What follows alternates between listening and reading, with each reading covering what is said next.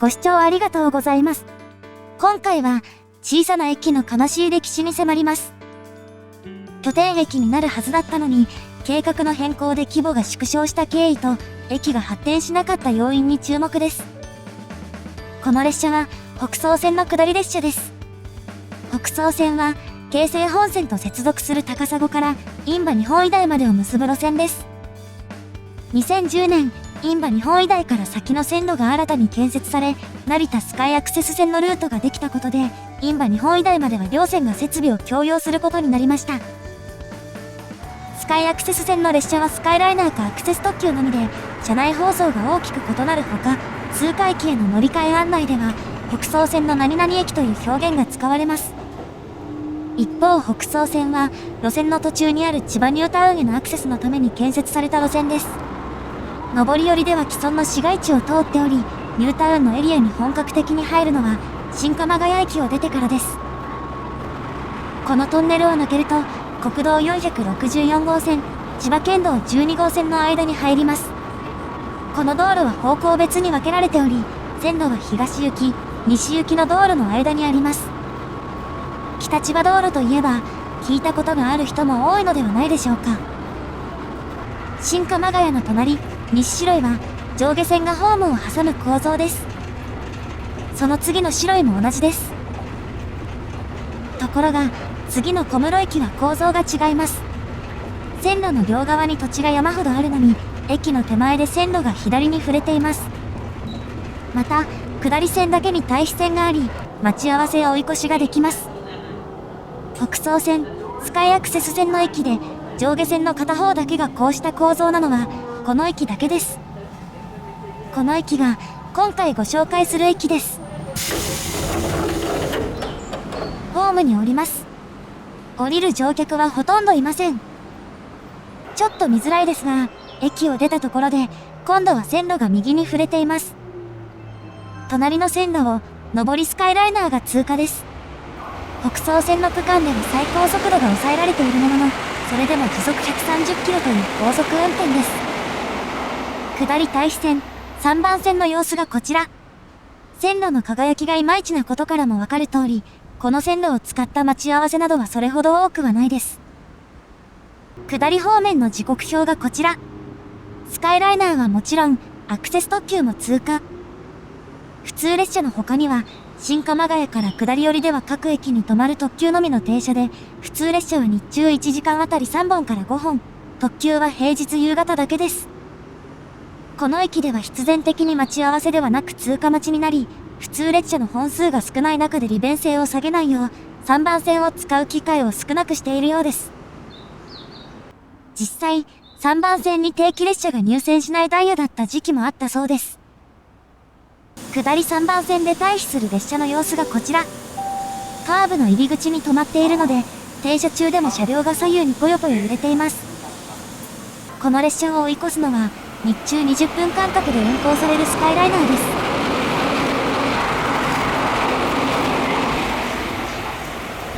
ちなみに上り方面の時刻表がこちら。平日の朝には都心方面への特急が多めに設定されています。ホームの上り寄りに向かいます。線路の隣は一面の緑。その奥には道路があり、駅の周辺施設は擁壁の向こう側にあります。逆方向の階段の先に発車案内表示器があります。2つの階段の間にはエレベーターがあるほか、こちら側の階段には上りエスカレーターだけが併設されています。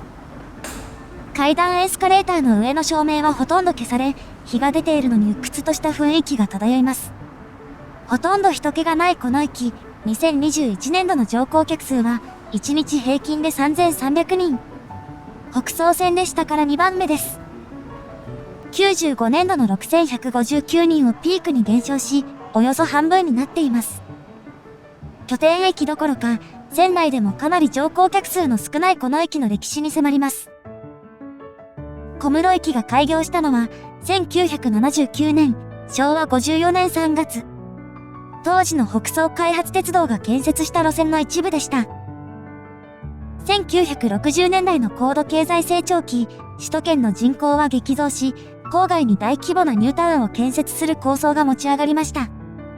特に規模が大きかったのが、東京西部の多摩ニュータウンと、横浜市北部の港北ニュータウン、そして千葉ニュータウンです。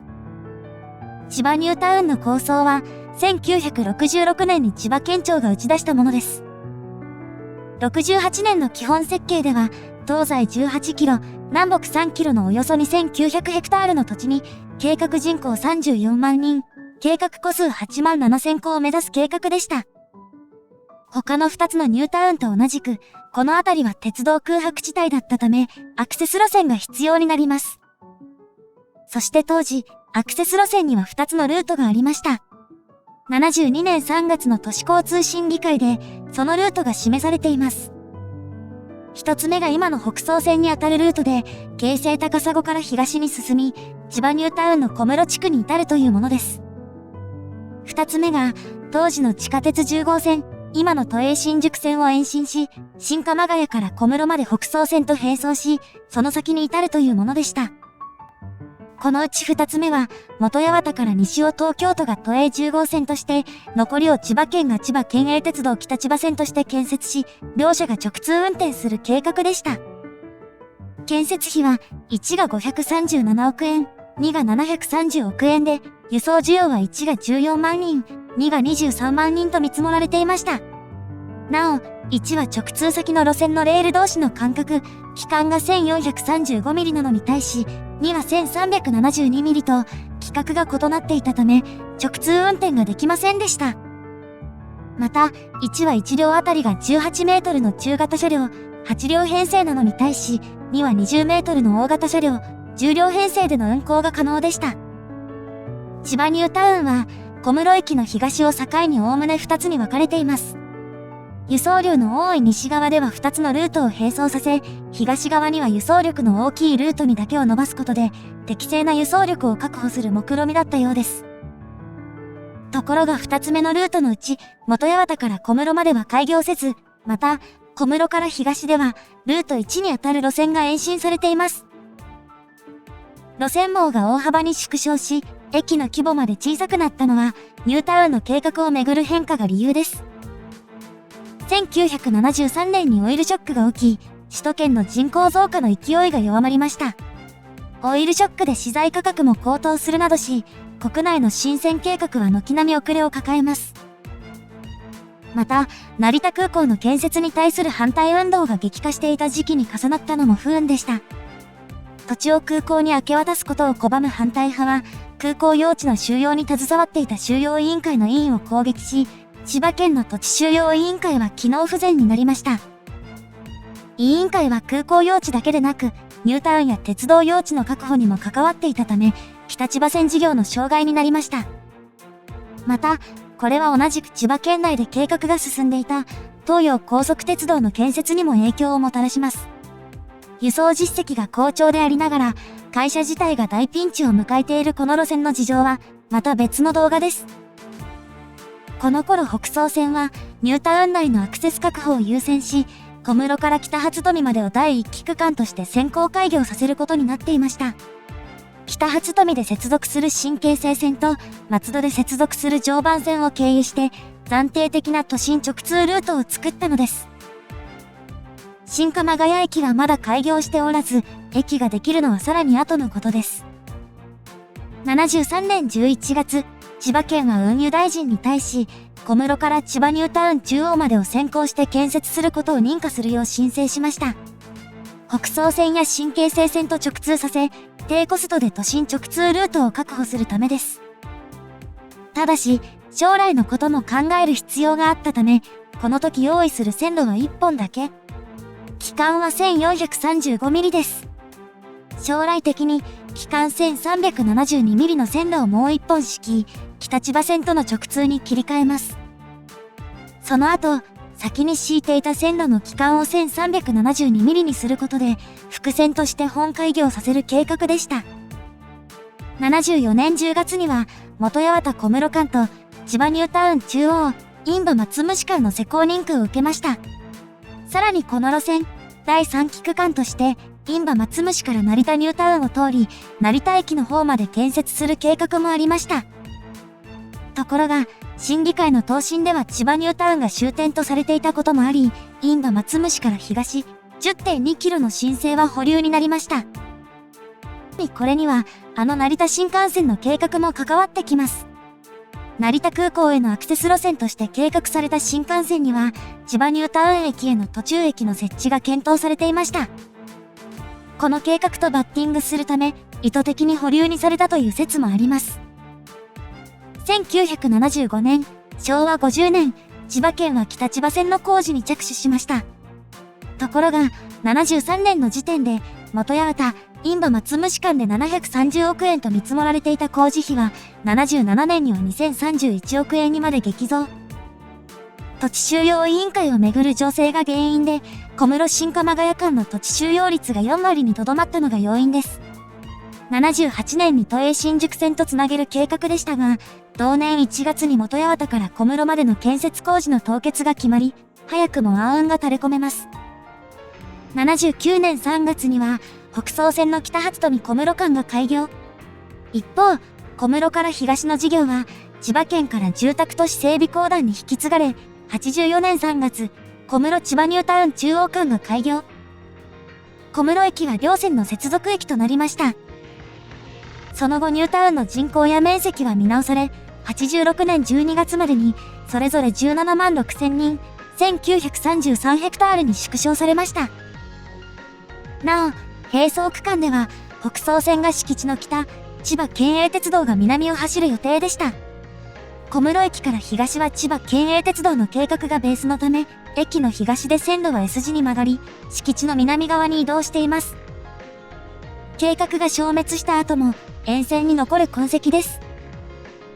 89年3月には、都営新宿線が元八幡駅まで延伸されます。千葉県と市川市、鎌ヶ谷市は、90年に北千葉線検討委員会を設置し、計画の再検討を始めました。92年3月には、北総線と並走する区間の建設中止と、元八幡から新鎌ヶ谷を第三セクターで事業化する方針を決めましたが、バブル崩壊による景気悪化、およそ1400億円とされる事業費や採算性の問題、さらには北総鉄道の収益悪化の懸念もあり、計画は停滞を見せます。2013年9月には検討委員会が解散し、中止になっています。新鎌ヶ谷駅にあった延伸用の土地には、複合商業施設ができることが決まっています。なお、95年には印西牧之原まで、2000年には印旛日本医大まで延伸され、こちらの計画ルートは全線開業しています。その後、2004年の法改正で、都市基盤整備公団が組織改編されることになりました。公団線の経営が厳しかったため、北総鉄道の親会社でもある京成電鉄が2004年に設立した新会社、千葉ニュータウン鉄道への路線譲渡を決定。設備などは193億円で移管され、同年7月1日に千葉ニュータウン鉄道の路線に切り替わっています。ニュータウン計画の縮小とともに、鉄道の計画も縮小を余儀なくされ、小室駅は2路線が集まる拠点駅から小さな途中駅になりました。計画ほど発展しなかったため、改札機や券売機の周りのスペースはかなり余っており、寂しい雰囲気が漂います。駅の外に出ます。歩道は向かって右、北側だけにつながっています。これは、市街地が線路の北側に集まっているからです。線路の南側は市街化調整区域と呼ばれるエリアで、建物を建てるのが難しい場所です。視界には建物が見えますが、その外側には田んぼなどが広がっています。駅の北側の市街地は船橋市ですが、その外側は他の自治体に属しており、自治体同士の連携が必要なことが、駅周辺の発展が限定された理由かもしれないです。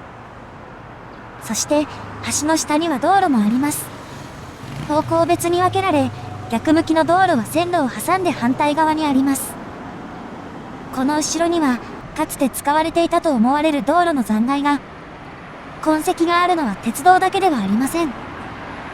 駅前ロータリーには、船橋や三崎、北習志野といった駅へのバスがあるほか、コミュニティバスと思われる路線もあります。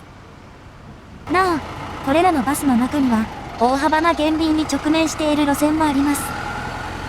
法改正によってバス運転手の労働規制が強化されたこと、さらには人手不足により、減便や路線の廃止は国内各地に広がっています。銀座駅や東京駅を出て、小室駅に深夜1時40分に到着する便利な深夜急行バスは、2020年5月以降、運休になったままです。東に400メートルほど進むと、土地の高さが低くなり、線路は高架橋になります。北総線と千葉ニュータウン鉄道の路線は、国鉄線の建設で知られる、日本鉄道建設公団、略して鉄建公団が建設した路線の一つです。勾配やカーブを抑えるため、土木の力をフル活用しているのが特徴です。こうした豪華な施設も建設費が高騰した要因の一つとなり、北総鉄道などの経営を圧迫しました。北総線には計画だけに終わった駅がいくつかあり、千葉ニュータウン中央駅との間にある矢田駅はその一つです。フェンスがホームの形に広げられた場所は長さ220メートルあり、全長144メートルの8両編成も余裕で止まれます。今年3月には、矢田駅の駅名板が期間限定で飾られるイベントもありました。周辺は目立った開発もされず、特に小室寄りは見渡す限り木々と道路と鉄塔しかないです。ニュータウン計画が不振に終わり、駅も発展しなかった小室駅ですが、その後新たな展開を迎えます。下りホームから上りホームに向かいます。上りホームへの動線は、改札を入って曲がる位置関係です。ここで明らかに内装が変わります。そう、この駅の上りホームは、後から作られたものです。駅舎につながる通路を支える構造を見ると、増築した痕跡がはっきりわかります。開業以来、今の下りホームだけが使われていたこの駅では、2010年の成田スカイアクセス線の開業に先立ち、設備が改修されました。上りホームが新たに設置されるとともに、下り線に対比線ができました。上りホームは北千葉線の用地を転用したもので、北千葉線計画はこんな場所でも役に立っています。ご視聴ありがとうございました。